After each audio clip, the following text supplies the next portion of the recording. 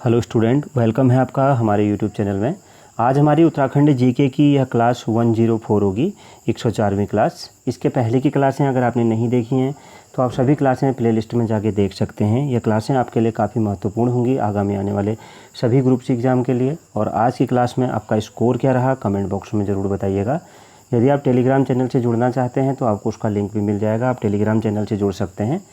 तो चलिए शुरू करते हैं आज की क्लास को। हमारा पहला क्वेश्चन है, राज्य की सबसे बड़ी जल विद्युत परियोजना कौन सी है? तो ऑप्शन डी टिहरी जल विद्युत परियोजना, ऑप्शन डी राइट आंसर हो जाएगा। अगला प्रश्न है, ब्यासी बांध परियोजना किस नगर के समीप स्थित है? तो ऑप्शन बी देहरादून के समीप स्थित है। अगला प्रश्न है, एशिया का सबसे बड़ा तथा विश्व का चौथा सबसे बड़ा बांध होगा कौन सा? तो ऑप्शन डी टिहरी बांध, ऑप्शन डी इस प्रश्न का राइट आंसर हो जाएगा। अगला प्रश्न है, मोलाराम की कलाकृतियों को प्रकाश में कौन लाया था? तो ऑप्शन बी मुकुंदी लाल लाए थे, ऑप्शन बी राइट आंसर हो जाएगा। अगला प्रश्न है, टिहरी परियोजना आरंभ में कितने वाट की थी? तो ऑप्शन बी 600 वाट की थी, ऑप्शन बी राइट आंसर हो जाएगा। अगला प्रश्न है, उत्तराखंड में ऊर्जा का सर्वप्रमुख स्रोत क्या है? तो ऑप्शन सी जल विद्युत, ऑप्शन सी राइट आंसर हो जाएगा। अगला प्रश्न है, पहाड़ का गांधी कहा जाता है किसे? तो पहाड़ का गांधी कहा जाता है, किसे कहा जाता है? ऑप्शन सी जसवंत सिंह बिष्ट जी को कहा जाता है, ऑप्शन सी राइट आंसर होगा। अगला प्रश्न है क्वेश्चन नंबर 8, इचारी बांध परियोजना का निर्माण किस नदी पर हुआ? तो ऑप्शन डी टॉन्स नदी पर हुआ था, ऑप्शन डी राइट आंसर होगा। अगला प्रश्न है क्वेश्चन नंबर 9, उत्तराखंड की प्रसिद्ध मनेरी भाली बांध परियोजना का निर्माण किस नदी पर हुआ है? तो ऑप्शन ए भागीरथी नदी पर हुआ है, ऑप्शन ए राइट आंसर हो जाएगा। अगला प्रश्न है, टिहरी परियोजना के सहयोग हेतु रूस से समझौता हुआ था, ऑप्शन डी 1978 में हुआ था, ऑप्शन डी राइट आंसर हो जाएगा। अगला प्रश्न है क्वेश्चन नंबर 11, राज्य की सर्वाधिक क्षमता वाली कृत्रिम झील कौन सी है? तो ऑप्शन डी कोठार झील, ऑप्शन डी राइट आंसर हो जाएगा। अगला प्रश्न है, अलकनंदा जल विद्युत परियोजना किन नदियों पर बनी है? तो ऑप्शन डी इनमें से कोई नहीं, इनमें से किसी पर भी अलकनंदा जल विद्युत परियोजना नहीं बनी है, तो ऑप्शन डी राइट आंसर होगा। अगला प्रश्न है, जमरानी बांध परियोजना से उत्तराखंड के किस जिले को सिंचाई की सुविधा उपलब्ध होती है?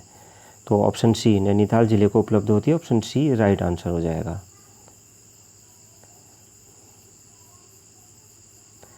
अगला प्रश्न है, अगस्त 2017 में राज्य की पहली कोऑपरेटिव महिला बैंक की शाखा किस शहर में खोली गई है?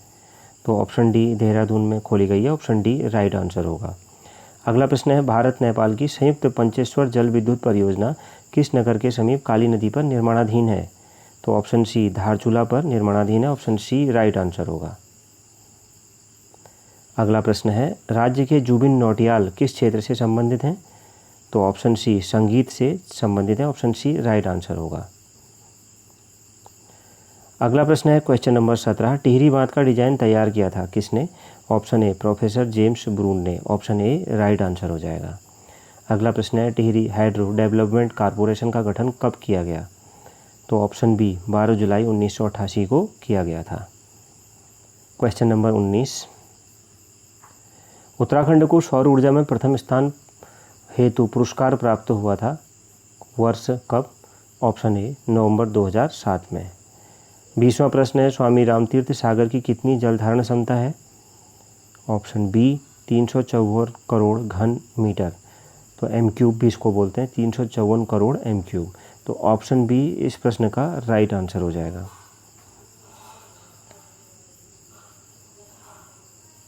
अगला प्रश्न है, उत्तर प्रदेश सरकार की 650 मेगावाट की विष्णु प्रयाग जल विद्युत परियोजना चमोली जिले में किस नदी पर है? तो ऑप्शन बी अलकनंदा नदी पर है, ऑप्शन बी राइट आंसर हो जाएगा। अगला प्रश्न है, राज्य एवं उत्तर भारत की प्रथम जल विद्युत परियोजना बनाई गई है किस पर? तो option D Mussoorie, option D right answer होगा। अगला प्रश्न है, दंगलेश्वर महादेव मंदिर किस जनपद में स्थित है? तो यह किस जनपद में स्थित है? तो राइट आंसर हो जाएगा ऑप्शन डी पौड़ी में स्थित है, ऑप्शन डी राइट आंसर होगा।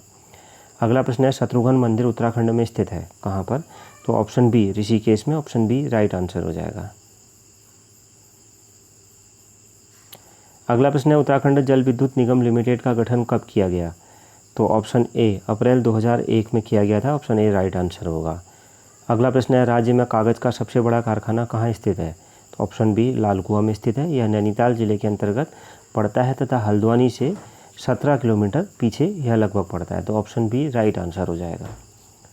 अगला प्रश्न है क्वेश्चन नंबर 27, स्वतंत्रता से पूर्व राज्य में व्यापार कैसे किया जाता था? इनसे सभी के द्वारा, इनमें प्रदर्शनियों द्वारा, मध्यस्थों द्वारा और मेलों के द्वारा। तो ऑप्शन डी राइट आंसर हो जाएगा। अगला प्रश्न है, उत्तराखंड सरकार द्वारा प्रथम खनन नीति घोषित की गई। तो राइट आंसर हो जाएगा ऑप्शन बी 2001 में। अगला प्रश्न है क्वेश्चन नंबर 29, राज्य प्रदूषण नियंत्रण परिषद का गठन किस जनपद में किया गया था?